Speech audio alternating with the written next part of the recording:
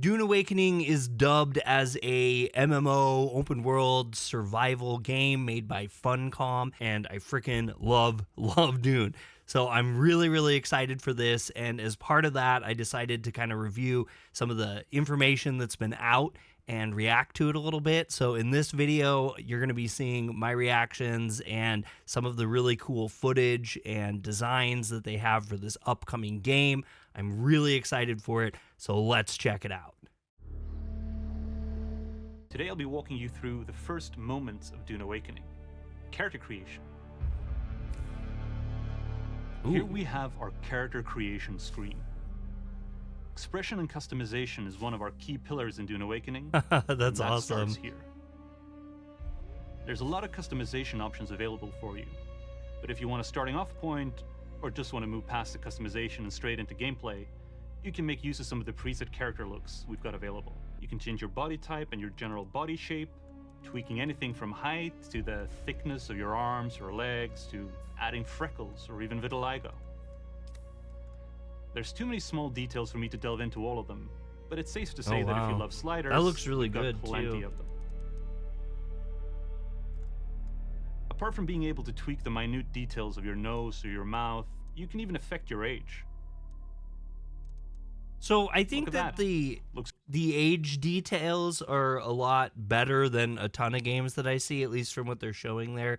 It's kind of subtle at first and gets heavier, but I feel like these character generations have so many just bad moments when you up the age factor up, and I never use them, but this one actually looks pretty good. I might actually be interested in setting it to like a medium setting on that, because it does look like they did a pretty smart job with that. The other classics like hair, beards, and eyebrows all have different choices for you to make or affect. But on top of that, you can also add in tattoos and facial scars. We even let you choose how faded with age they've become. Oh, that's cool. I like that Play around a bit fading. with our That's makeup neat. options, and soon enough, I think you'll have a character you can enjoy exploring. You can do around. really subtle tattoos too. That's huge. Customization is about more than just how you look. It's about who you are and where you come from. Have they told you what I am? Oh, Then I will yes. sift your words This is for awesome. lies. Let's begin. Where were you born?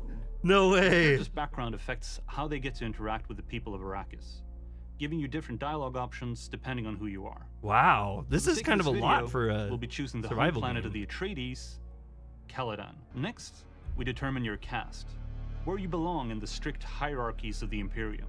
We'll select Na Familia for now, belonging to the noble caste. You had a mentor in your youth, trained by one of the schools. Who? That's cool. I like the mentor choice. Unlike the other choices, this gives us a starting ability, something we can use right as we boot into the game. Don't worry, you're not locking yourself into a class or a specific archetype. In Dune Awakening, we allow you to create your own playstyle. So if you want to combine Mentat abilities with those of the Bene Gesserit, all you need to do is find the right people to train you and choose the loadout that works best for you. I love that. I'm a huge fan of when they let you have some freedom with how you do your combat and your skills and everything. That is awesome. That's a great one. Come here. Kneel. Yes. Oh, this is great. Put This your absolutely, this is the best way hands. to do Dune character creation. Heck yeah.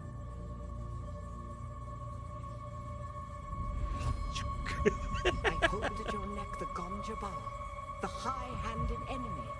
Don't pull away or you will die. Find a friend. Wake the sleeper. You will know when it is done. Wow. I really like how they do the cinematography and the music too. It is awesome. When we started working on the game, we knew that we wanted to have different factions. We wanted to have it set on Arrakis. And Paul, as a character, casts a shadow over everything that happens there.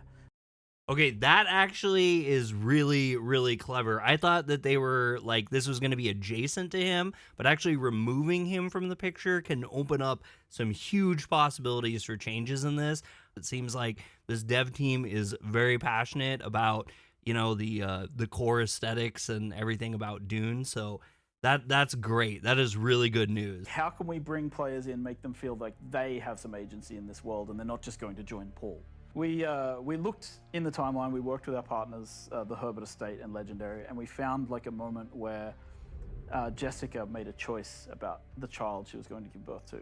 And in Look our at him timeline, dig she into gives birth this. to This that is daughter. great. And that changes everything, right? Paul not being there creates this real vacuum of power on the planet. There's still a lot of the same events occur because Duke Leto was still, training this force of elite fighters that made the Emperor jealous, which made him make a deal with the Harkonnens, which made, the Atreides still end up on Arrakis.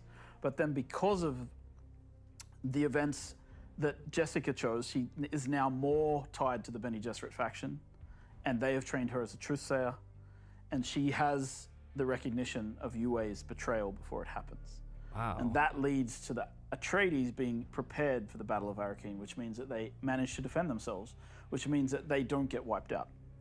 And that leads to these major factions being in conflict. on the Holy planet of cow, Arrakis. that's huge. How do you make sure when you're creating an alternate history, that's a big step. How do you make sure that you're not veering too far away from that source material?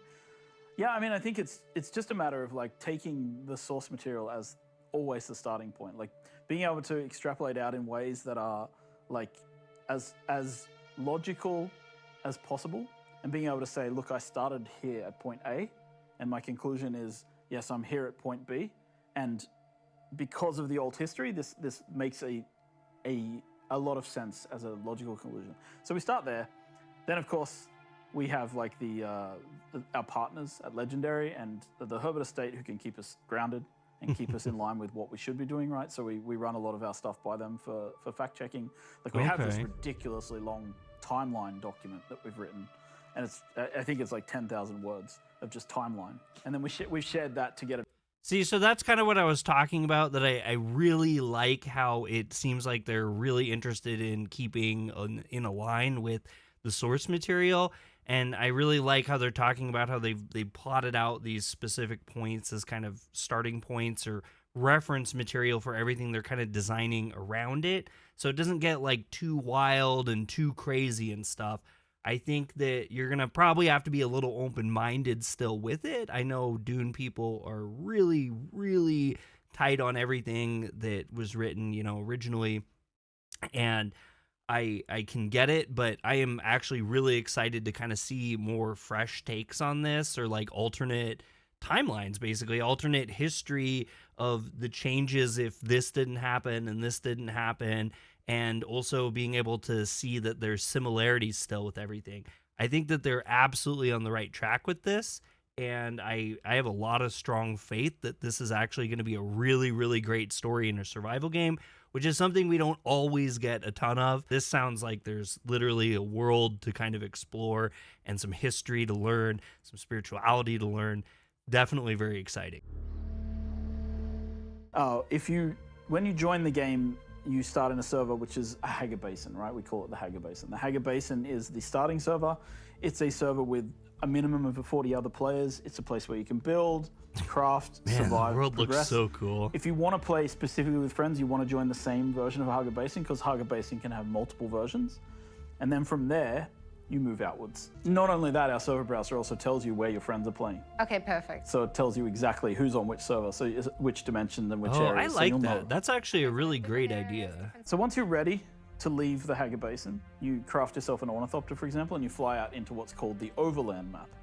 And the Overland Map is a server, again, running, that you can meet hundreds of other players on, and allows you to see all the locations in the world. So you physically fly between locations on the Overland Map. Once you've sort of explored the Hagar Basin and you leave with your friends, you go out into what we call the Overland Map. And in the Overland Map, you have an overview of the entire world, and you can sort of see like the different maps that you have as an option. And one of those options are the social hubs, Harko Village and Arrakeen, which are differently themed based on the different factions in the game, obviously, right? So you can go and visit Harko Village. It's a safe space. It's kept fairly okay, peaceful by the Canley Peace. And in there, there's bars to visit, vendors to visit. There's the Chome exchanges there. And of course you and your friends can go dancing if you want in the clubs. So then you'll go back to the Overland Map and you'll fly to the Deep Desert. The Deep Desert is this massive area. It's 500 kilometers squared. or minimum 500 kilometers squared. It's actually a bit larger than that. There's and that's where you can meet hundreds of other players. There is probably going to obviously be a player cap if too many people go there, but you should be able to handle quite a lot of people. And that's a completely seamless set of servers that are all connected together. It's generally a PvP map with a strip of PvE as people enter so that they can be safe when they come into the map and don't get ganked. The cool thing about the deep desert, and this is one of the things that I think I've mentioned last time, is kind of unique, is that we have this thing called the coriolis storm. And every week the coriolis storm wipes the deep desert and resets it with a new landscape and new points of interest. So it's an infinitely explorable space. Oh, that's really and cool. A really cool place to hang out. I like that. I really like how it's like the landscape changes after these kind of events. That's really cool. In Conan Exiles, which is a game that I really loved a lot, they had like the sandstorms and stuff that you had to like be careful when, but it's really cool that they've actually changed the landscape, and you're gonna get kind of different like themes after the events happen. That's really cool. All the stuff that they showed was really, really cool. I liked everything that I saw, from the character creation to a lot of the alternate story that they're doing, as well as kind of their focus on having spirituality and optional and also alternate factions that are in this kind of new world as part of all the changes to everything. I think that the team has a ton of respect for what they're trying to do, and I'm really excited to see more of this game. I have wishlisted it on Steam, and if you guys want to too, check out the link in the description below. And yeah, let me know what you think in the comments below. I'd love to see if you guys are excited as me for this. I'm Dre with Yokuso Otaku. If you like this content, hit the thumbs up. If you don't, hit the thumbs down. And if you want to see more anime news, reviews, and gaming, subscribe to Yokuso Otaku. I'll catch you on the next one.